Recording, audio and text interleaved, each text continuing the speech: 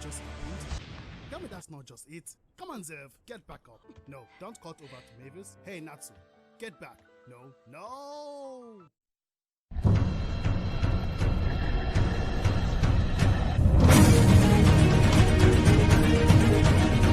Hello there, lovely viewers. What is up? Max from Facts and Fiction here with another video.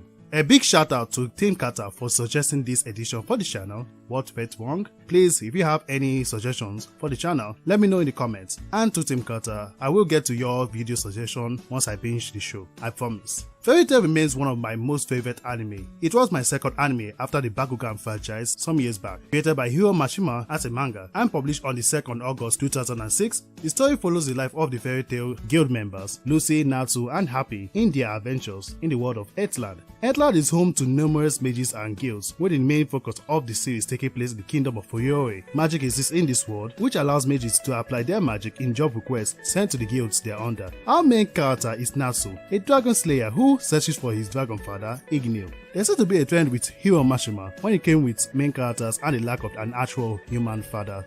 Partly due to his father dying when he was a young age, it's possible that this influenced him kind of like Walt Disney when his mother died. Hiro Mashima was inspired to create Fairy Tail by the community aspect of sitting in bars and partying with friends, but also young people finding their calling. Unlike with Wave Masters, a previous work of his, Fairy Tail will prove to have a successful foothold for a proper anime adaptation. Produced by A1 Pictures, Denso Inc., Satellite, Bridge, and Cloverworks, the anime began broadcasting in Japan on October 12, 2009. The anime would come to an end on September 29, 2019, after 9 seasons and 328 episodes, according to Wikipedia. It had 9 original video animations, a manga prequel that got adapted into the anime, and 2 movies.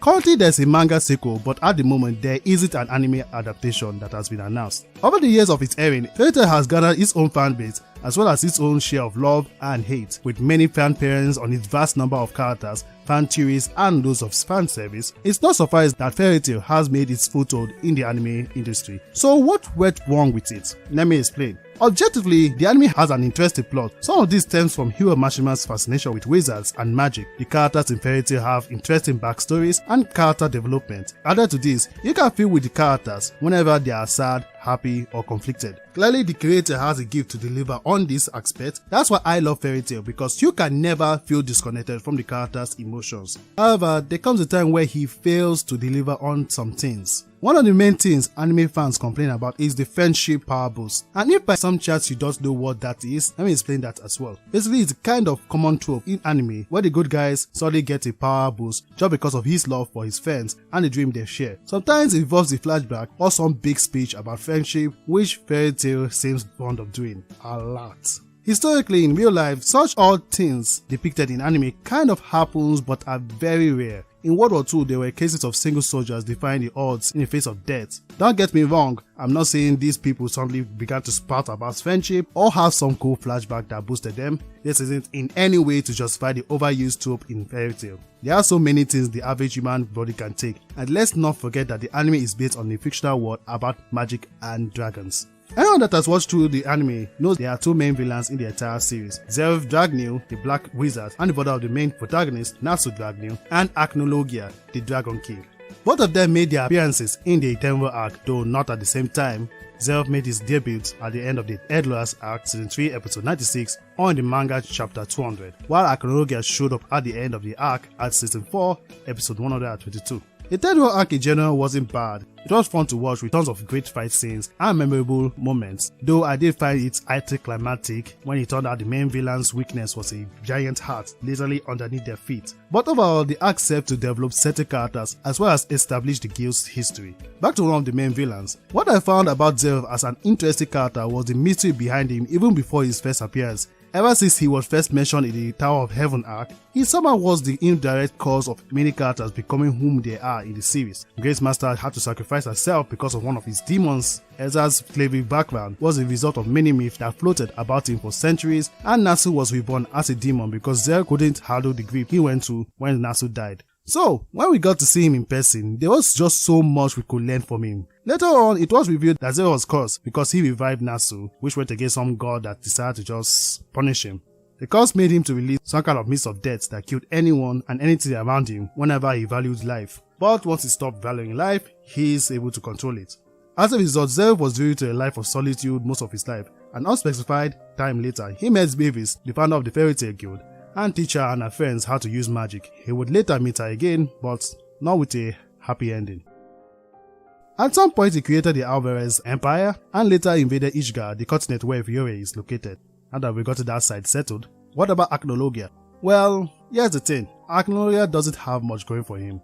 Looking at his background, he's supposed to be this tragic character like Zeref. The both of them started what they did because of their grief over what they have lost before somehow becoming the villains. Now of course the way they approach to this is different. Zeref seemed to have an on and off switch for him before he settled on becoming the main antagonist. I can't say the same for Acnologia since he just went straight to a main villain right away. Acnologia's backstory wasn't explored much in the manga, and because of this, his character seemed like a classic, he's evil because he just is. Of course, there was mention about whom he used to be and how he felt, but this wasn't much. Remember the saying, show, don't tell? Luckily, the anime movie and the season finale expanded on his character, but keep in mind that the flashback involving him and the dragon, Acnologia, was made entirely by the anime team. Acnologia's backstory from the anime and manga hinted that he is a tragic character. Anyway, let's use that to explain how he became the man he is. 400 plus years before the main series, he was a healer who lived in a village where humans and dragons lived in peaceful coexistence. But due to a war between humans and dragons for coexistence against dragons who saw humans as nothing but food, the dragons in his village attacked and destroyed his family and friends and home. Acnologia lost everything and blamed the dragons for his pain and suffering. As such, he took the name of the dragon he once trusted and became the Dragon Slayer, and later Dragon King Acnologia. I can't see why his backstory wasn't explored as widely as we would want. Maybe Hiro Mashima didn't want two tragic characters in the series, so he dumbed one down as just a main villain. In the manga, Acnologia's defeat held little or no emotional impact. However, thanks to the anime team, it was giving some meaning as well as some sympathy points. But here's where Zeref and Acnologia differ more. It's the way in which they were defeated. Many viewers were obviously unhappy with the way Acnologia and Zeref met their end. Yes, I'm aware that Zeref was reincarnated or whatever else, and that was fine with a lot of people, but the way the fight ended with Zeref and Natsu went so poorly. Throughout the series, Zeref was presented as an ominous threat. The way he moved, the way he spoke, and his emotions created a character who could take on the entire world and come out on top. It was even hinted that he could have taken over the entire world. We saw a few cases of his power throughout the series, even without seeing him in person. He created demons that rampaged the world. That was the demon guild that destroyed the old magic castle and the reason the Alvarez Empire existed. Even a good punch from Natsu in their first meeting did nothing to him. So, with that said, shouldn't a character like him have a worthy send-off?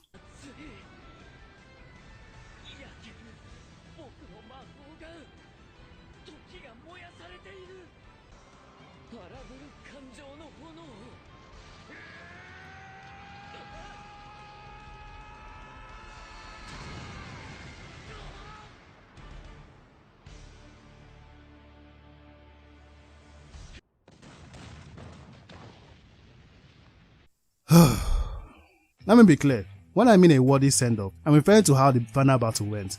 The fact he got a happy ending with Mavis is heartwarming and charming. However, that hasn't changed the fact for some fans that he lost despite claiming Hero Eclipse, which in his own words transcended time and space. So how was Natsu able to defeat him with such power?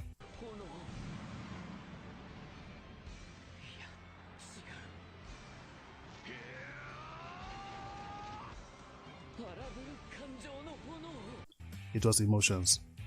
Now, someone tried to defend the scene, saying that Natsu was a demon designed by Zero to kill him. However, keep in mind that Natsu refused the chance to become a demon and a dragon when he met Ignil again. He was a human when he defeated Zero. So anyone can say at this point that Hiro Mashima ran into a corner and decided to use the power of friendship to resolve this. Just look at this battle. You would think two powerful characters would destroy the guild with such raw power. Now that we've gotten Zero's own parts cleared, let's examine Acnologia's own defeat.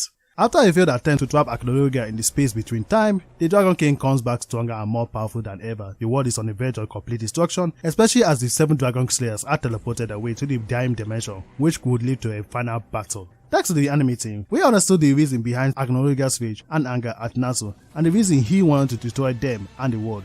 Acnologia was made up to be a bigger threat than Zeref. The Black Wizard himself even expressed some fear towards him, despite being an immortal himself. And you won't blame him. Acnologia was stated to be immune to any type of magic. with all this time and time again whenever he came across powerful mages like Irene and Jolog. Heck, even at the end of the Terror arc, he was toying with Fairy Tail because he viewed them as nothing but insects. In his past, he killed a large majority of dragons, and just the mention of his name sends fear down the spines of men. So look at this, he's supposed to be unbeatable. He's immune to magic, which if you're not aware of at this point is what Natsu and the other Dragon Slayers use. But what if I tell you that isn't exactly true? While it was obvious that Acnologia was immune to magic, that wasn't entirely true. And we've seen that magic, which went around for 400 years, can get the job on Acnologia, for example, Irene's Universe 1. And in the last few episodes, we witnessed Fairy Fair capable of holding him down. However, this was only possible because Acnologia was a Dragon Slayer, which meant that he wasn't immune to motion sickness. I know, it's crazy, but just hear me out. Nowhere was it ever stated that he was immune by biological terms. And if you know biology, once your immune system is down, that will leave you vulnerable to any kind of illness and disease. I think this is what played out with Acnologia and somehow justifies the way he was defeated. So basically what I believe is that Acnologia was weakened by the motion sickness, and with Fairy Fair, powered by the magic of everyone he cultivated, that was enough to keep him down long enough for Natsu to gather the power of the 7 Dragon Slayers to defeat him. You can say that this wasn't exactly solved by the power of friendship, but also by the power of biology. Maybe the approach wasn't the best way to settle Acnologia, but it was the most logical in some sense. However, what really went wrong with Fairy Tail's final season was the creator himself. Now, I should make it clear that this isn't a way to bash on the guy. I think he's a great storyteller who has inspired so many people like myself to write our own stories. But look into the manga, things were rushed. Before the anime was announced, some dedicated manga readers and I were keeping track with constant updates of the manga. But one thing that bugged us was when he first announced how many chapters was left till the end of the series.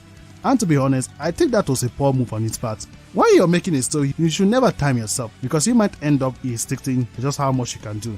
In the case of the Irene versus Ezra and Wendy, when the chapter turned into a dragon, it was severely rushed, especially as in a few panels, Irene stated Ezra can't hurt her, only for Wendy to then suddenly cast Dragon Slayer magic on Ezra's sword. Probably no one would have noticed in the anime because this was a pacing that was well done, but that's just how things played out. Props to the anime team. Sadly, they couldn't do the same for Zeref, which led to a disappointment. But at least they improved on Acnologia and made his final battle better than how it was in the manga. So after some thinking, I've come to the conclusion that Hiro Mashima was tired of working on Fairy Tail. If you're not aware, he's working on an entirely new series known as Eden Zero, which have characters disturbingly similar to certain Fairy Tail characters. I heard the sequel to Fairy Tail, 100 Years Quest, is mostly worked on by his assistants. Fairy Tail is still a good anime in my opinion, and with it having a sequel, I hope there are better stakes that won't feel cheated like we got with Makarov.